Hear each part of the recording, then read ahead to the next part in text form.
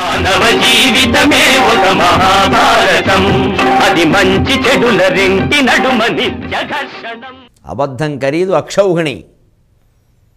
1,09,350 మంది సైనికుల్ని, 21,870 రథాలని, 21,870 ఏనుగులని, 65,610 గుర్రాలని, తో పాటుగా 1,09,350 మంది సైనికుల్ని సుమారుగా పచ్చడి పీనుగు పెంట బుగ్గి బూది చేసి పారేసింది ఆగ్నేయాస్త్రం. నియతిన్ పావక బాణమేయుడు.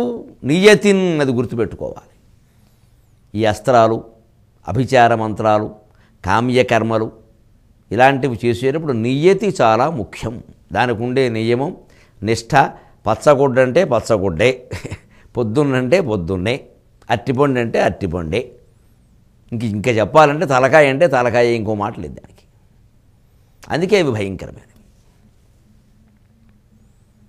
శ్రీరామచంద్రునికి అతి బల అటువంటి మంత్రాలు నేర్పడానికి ఎంత యాతన పడ్డాడు విశ్వామిత్రుడు. అందుకని భౌతికంగా కొంచెం భయంకరమైనవి, ప్రమాదకరమైనవి సాధనలు చేసేటప్పుడు మనం చాలా జాగ్రత్తగా ఉండాలి. ఎప్పుడూ భక్తి విషయంలో సాత్విక మార్గం చాలా గొప్పది. భగవత్ ప్రార్థనను మించింది లేదు, నామస్మరణను మించింది లేదు. కానీ తాత్కాలిక ప్రయోజనాలు, షార్ట్ కట్ బెనిఫిట్స్ అంటారు ఇంగ్లీష్లో, అది పొందాలని చూస్తే ప్రమాదకరం అవుతుంది. అంచేత నియతిన్ అంటే నియమనిష్టలతో మంత్రజపం చేసి అని అర్థం. నియతిన్ పావక బాణమేయుడు. పావక బాణము, పావకుడు అంటే అగ్ని.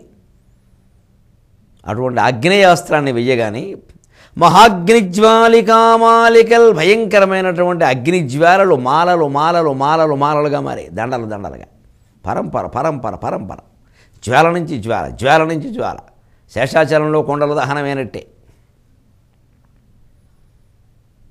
హయసందోహ, గుర్రాల సమూహాన్ని, రథవ్రజ, రథాల సమూహాన్ని, ద్విరథమాల, ఏనుగుల సమూహాన్ని, సద్భట శ్రేణిక, భటుల సమూహాన్ని. గమనించండి విద్యార్థులు, సమూహము అనడానికి 4 మాటలు వాడాడు. హయానికి సందోహం అన్నాడు, రథానికి వ్రజ అన్నాడు, వ్రజము అన్నాడు, సందోహము వ్రజము. ద్విరథమాల, ఏనుగులకి మాల అన్నాడు, సందోహము వ్రజము మాల. సద్భట శ్రేణిక, భటులకి శ్రేణిక, సందోహము వ్రజము మాల శ్రేణి. ఈ 4 వరుస సమూహము అనడానికి పదాలు. మహాకవుల యొక్క పద్యాలు ఇలా ఉంటాయి. అన్నిటి చోట ఏదో సమూహం అనే అర్థం వచ్చేది వాడేయచ్చు, ఒకటే వాడేయచ్చు. అడిగేవాళ్ళు ఎవరు? ఏమైనా అవధానమా? ఏమైనా పృచ్ఛకులు ఉన్నారా? కానీ మహాకవులు ఎంత బాధ్యతగా ఆలోచిస్తారు జాతి గురించి అంటే, ఈ పద్యం చదివితే విద్యార్థికి 4 మంచి మాటలు రావాలి, పాండిత్యం పెరగాలి. తద్వారా తర్వాత నేను రాసేటువంటి పద్యాల అర్థం సొంతంగా చదువుకోగలగాలి, ఎవరూ చెప్పకుండా. అందుకే పూర్వకాలపు విద్యాభ్యాసంలో తెలుగులో పంచకావ్యాలు, సంస్కృతంలో పంచకావ్యాలు నేర్పించేవారు. సంస్కృతంలో పంచకావ్యాలు అంటే కాళిదాసత్రయం, రఘువంశం, కుమార సంభవం, మేఘ సందేశం లేదా అభిజ్ఞాన శాకుంతలం. ఆ పైన భారవి, కిరాతార్జునయం, మాగుడు, శిశుపాల వధ. మా శిశుపాల వధ చివరిలో నేర్పేవారు, చాలా కష్టం అది. తెలుగులో పంచకావ్యాలంటే మనుచరిత్ర, వశుచరిత్ర, పారిజాతాపహరణం, ఆముక్తమాల్యద, శ్రీనాథుని శృంగార నైషధం. దీంట్లో కొంతమంది పారిజాతాపహరణం మొదలు పాఠాంతరంగా పాండురంగ మహత్యం చెప్పారు. ఏదైనా మొత్తం మీద 5 4 కృష్ణదేవరాయల కాలం నాటివి, 1 కొంచెం అంతకంటే ముందుది. ఆ పై 5 3 కాళిదాసువే, 1 భారవి, కిరాతార్జునయం, 2 మాకుడు, శిశుపాల వధ.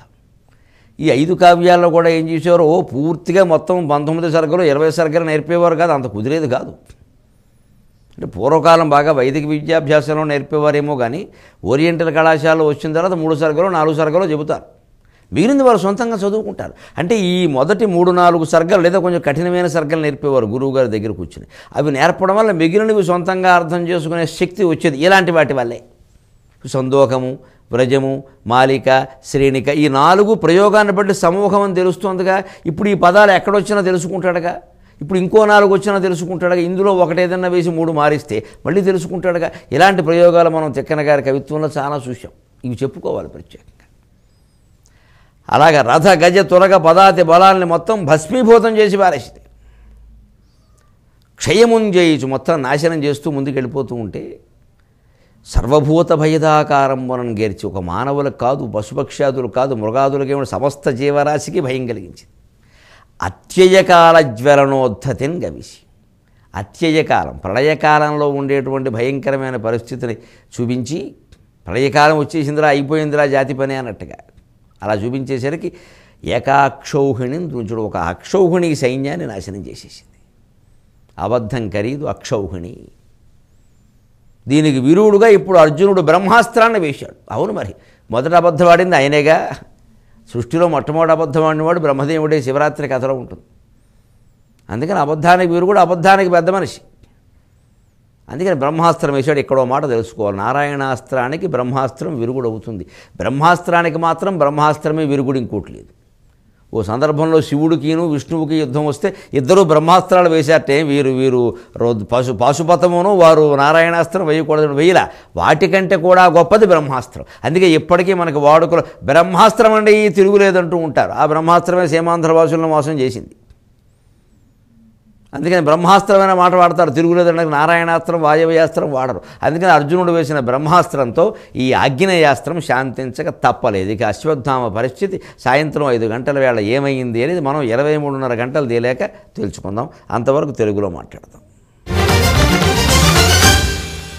మీ అభిప్రాయాలను సూచనలను మాకు తెలియజేయాల్సిన చిరునామా భక్తి TV, care of Rachana television private limited, road number 92, Jubilee hills, Hyderabad 5,96,000. మా ఇమెయిల్ ఐడి bhaktihyd@gmail.com. మా వెబ్సైట్ www.bhaktitv.org. Phone number 9010222333.